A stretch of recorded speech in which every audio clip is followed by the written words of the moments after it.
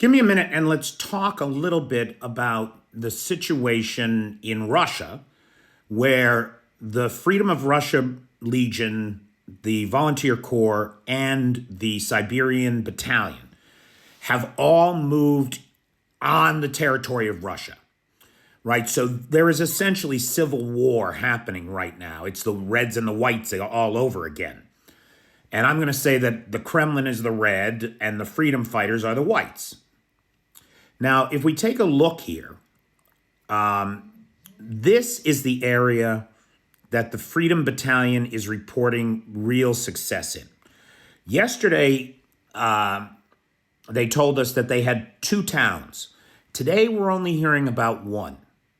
Now, in my mind, the only way that this should go, because max, all 3 of these groups together, max, they maybe have 6,000 guys.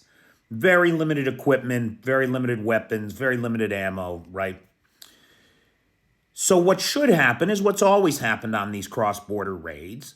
They have some mission, they cross the border, they accomplish the mission, they commandeer as much of the Russian military equipment as they can so that they can use it again against them. And then they get their asses back over the border into Ukraine where it's safe. That's how these things have gone. Well, in an unprecedented move, first of all 3 of the groups are coordinating their efforts and working together. This is the first time we've seen the Siberian battalion in action at all. And then the other thing, because remember, these guys are all Russian citizens. These aren't Ukrainians fighting for Ukraine. These are Russians whose intention is to apparently march on Moscow, disrupt the elections, depose Putin, and free the Russian people from his 30 years of tyranny, fear, poverty, torture, etc. Dictatorship, the Putin dictatorship. That is their goal, is to depose him. So yesterday they said they had 2 towns. Today we're only hearing about 1. So I don't know what that means. It's possible that maybe they've withdrawn from Belgorod and they're only holding territory in Kursk. And that's what you see right there. That's the town that we know they're still in. They're still pitched fighting. And they don't show any intention of leaving, I guess. I don't know. I would have thought they'd be home for supper. Let's zoom in on that area. You can see where it is. We're maybe 150 kilometers northwest of Kharkiv, on the border with Kursk, Russia. And if we zoom in, you can see why this location was chosen. Look at it. It sits in a pocket where it's surrounded on 3 sides by the Ukrainian border, which means that when the shit hits the fan, these guys have 3 directions that they can potentially escape back into Ukraine from. And they're going to have to. There's max 6,000 guys, right? Now, I don't have recent troop deployment numbers for Kursk region, but in the neighboring Belgorod region, the last number that I saw was 11,000 Russian regulars. And there's tops 6,000 of these guys. So they're outnumbered at least 2 to 1. You can't imagine that they're going to fight their way very far, unless one of 2 things is possible. Remember the Prigozhin rebellion? Remember when Eugene marched to Moscow and almost made it? Well, the reason he almost made it is because everybody stood aside. The Russians are famous for not giving a fuck about what anybody else is doing and staying out of things.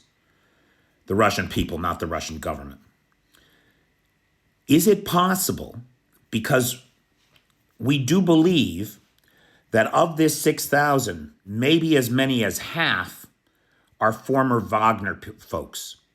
The head of the Freedom of Russia Legion said after the Wagner rebellion, he put a video out encouraging the Wagnerites to join them and seek revenge on Putin. Is it possible, and he claimed to have had great success recruiting from that, is it possible that half of these guys are Wagnerites? Is it possible that the same people who stood aside for them on their march to Moscow are going to stand aside this time? Further, is it possible that there are units inside of Russia that are going to join them? That's why they're so confident.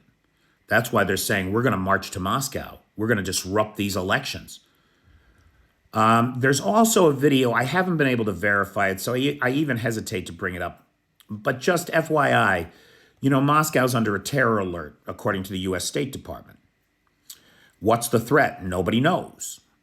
Except today, there's a video going around of 3 masked or hooded men with explosives talking about taking revenge on Putin and freeing Russia from Putin's regime. They sound a lot like these guys, only they apparently are in Moscow with a bunch of high explosives. If the video is real and it's not just some assholes at Dartmouth cosplaying at terrorism, you know, who knows, right? I have not been able to verify that video.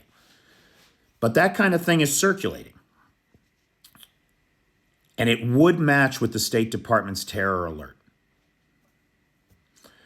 So right now here's the thing, guys. You're going to see, if you're interested in this kind of thing, you're going to see a lot of bullshit from the trolls that these guys have all been unalived and that it's over, they've been driven back. Really?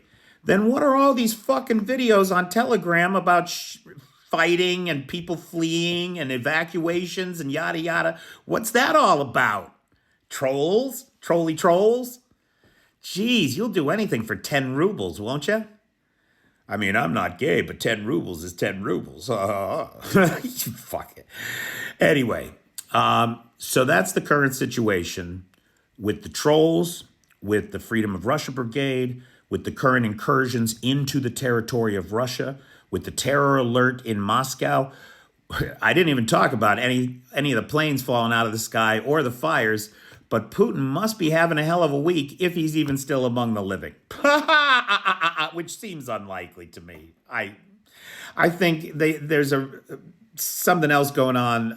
It appears as though Putin's doomsday planes, he's got 4 of these planes, you know, that are made to survive nuclear holocaust and protect his life in the event of anything.